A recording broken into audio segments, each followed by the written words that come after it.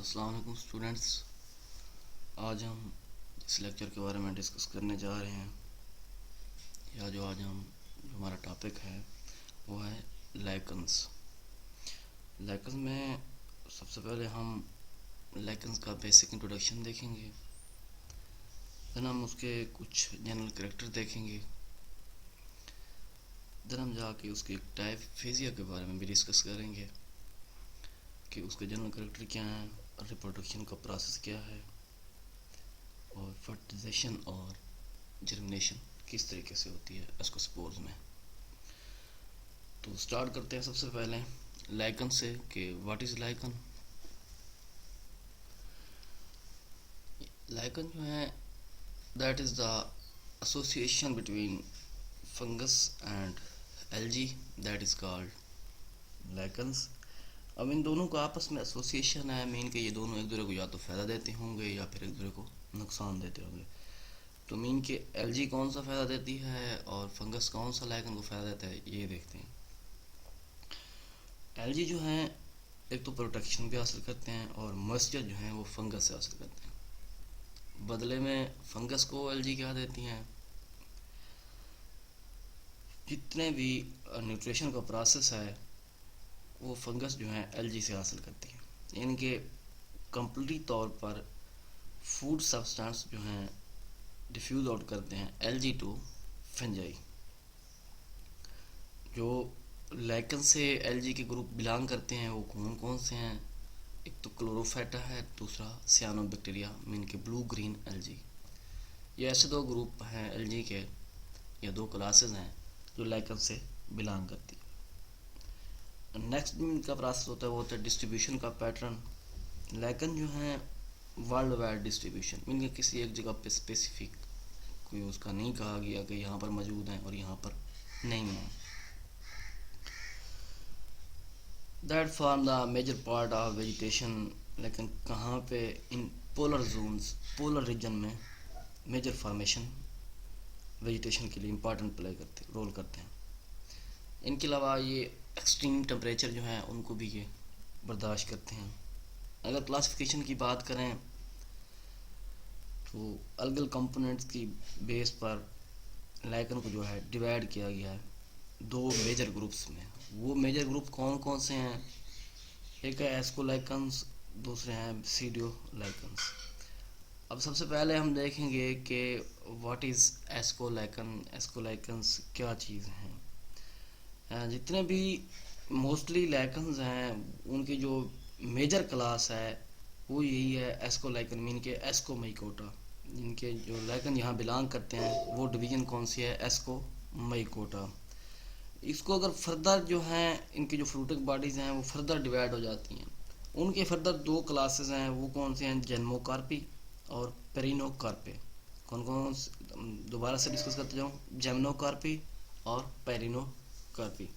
जो इनकी second division है बेसिडियो लाइकन्स, इनके lichens belong to basidio mycota. जितने भी लाइकन की जो बाकी रिमेनिंग पोर्शन है वो बेसिडियो माइकोटा, मतलब बाकी जो इसका रिमेनिंग पोर्शन ऐसे कह रहे हैं कि वो क्या है, डिवीजन जो है बेसिडियो माइकोटा से बिलोंग करते हैं। ये इनकी क्या है क्लासिफिकेशन की बेसिस पे दो टाइप्स हैं, एस्कोलाइकन्स एंड बेसिडियो लाइकन। एस्कोलाइकन मीन के एस्कोमाइकोटा, बेसिडियो लाइकन्स मीन के बेसिडियो माइकोटा।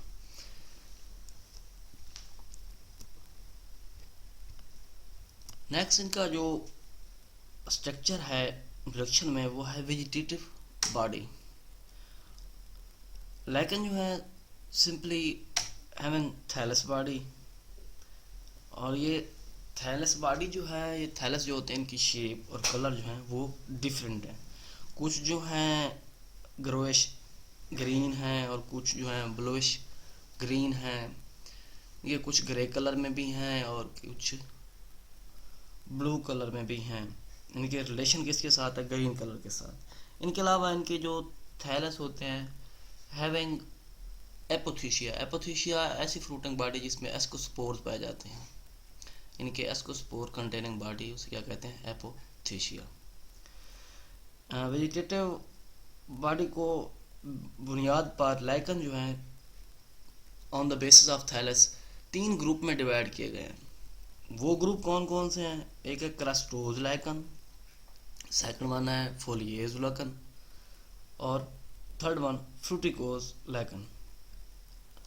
फर्स्ट वन जो है क्रस्टोज लाइकन, नेम से ही ज़ाहिर है कि क्रस्ट यहाँ बनते हैं, मीन के thallus form crust like structure. Crust जो होते हैं मीन के उस सबस्ट्रेट कोई भी चीज़ होगी उसके साथ क्या होंगे, जुड़े हुए होंगे। इनकी एग्जांपल जो है ग्राफिस।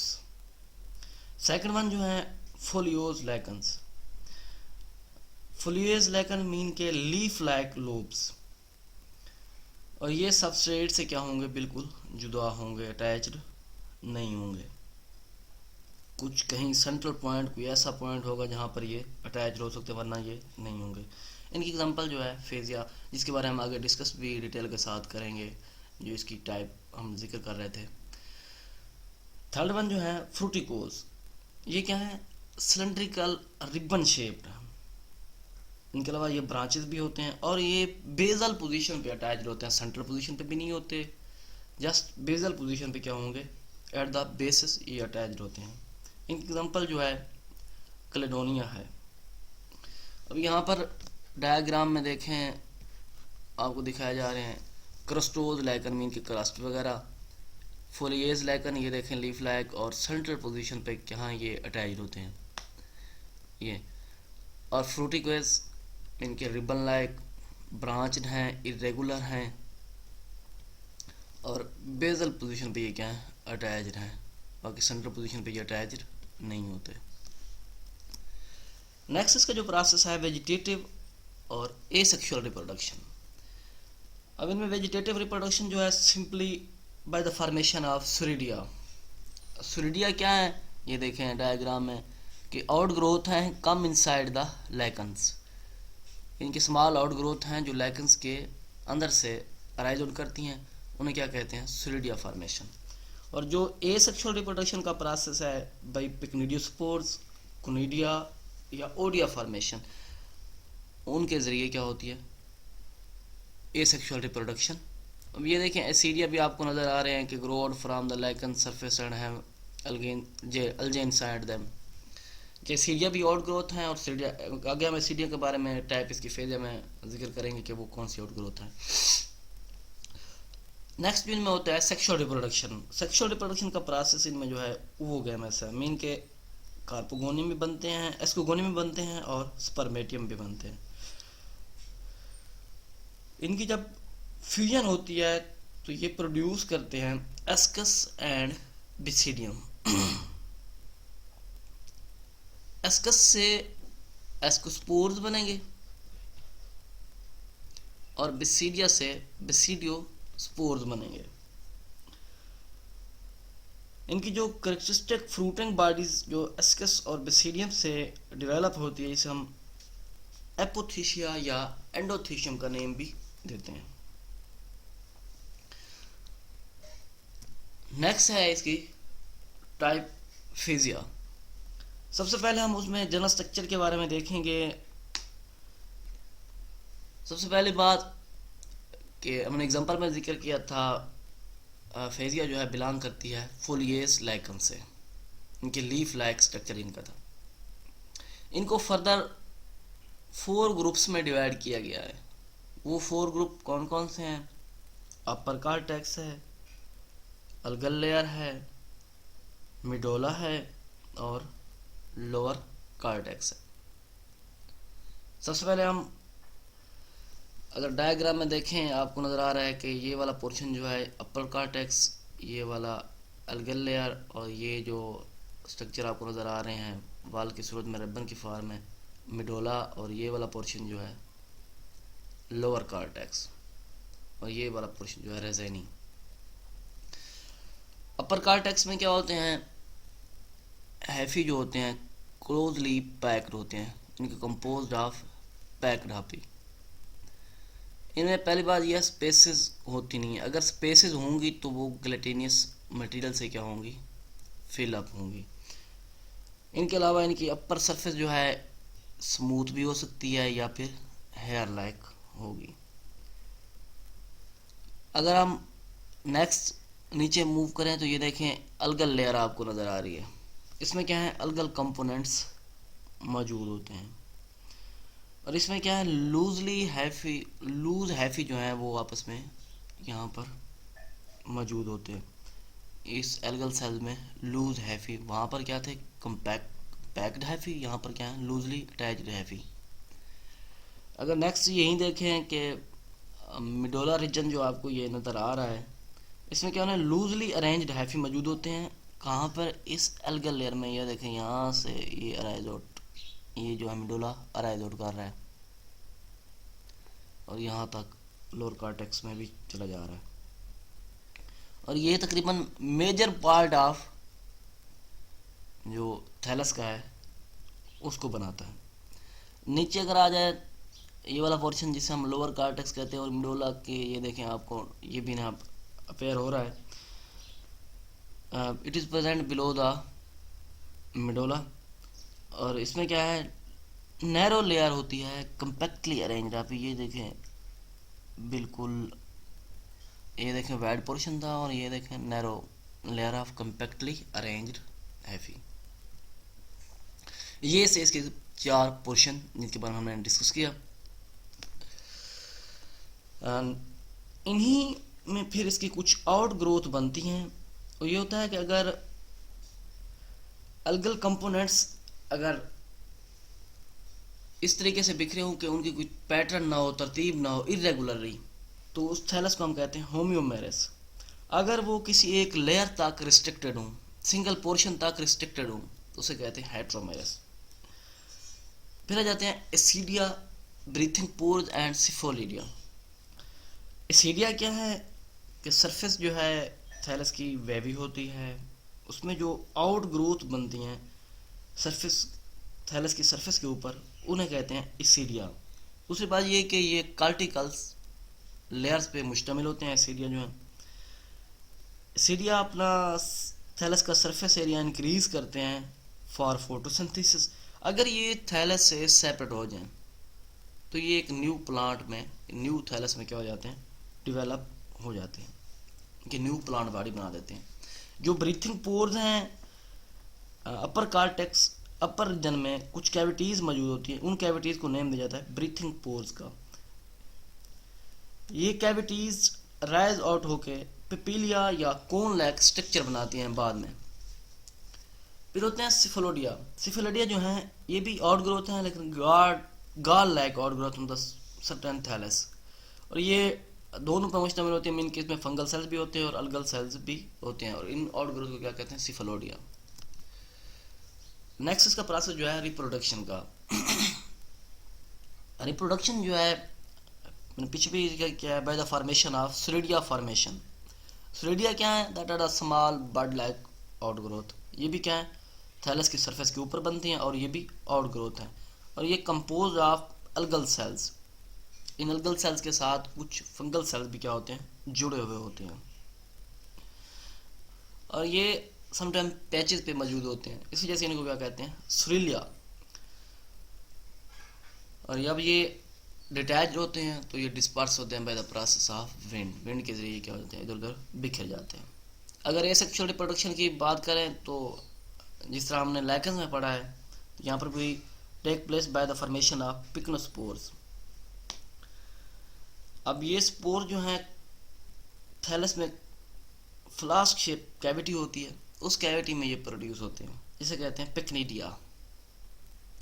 अगर सेक्सुअल रिप्रोडक्शन देखें तो इसमें 2 रिप्रोडक्टिव ऑर्गन है, एस्कोगोनियम और स्पर्मेटिंगियम।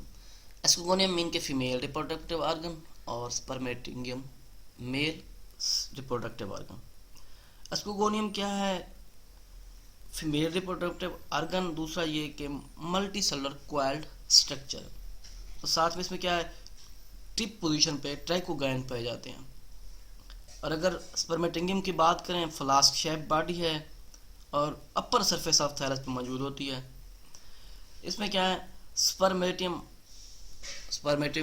स्पर्मेटिंगियम के अंदर क्या बनते हैं, स्पर्मेटियम बनते हैं।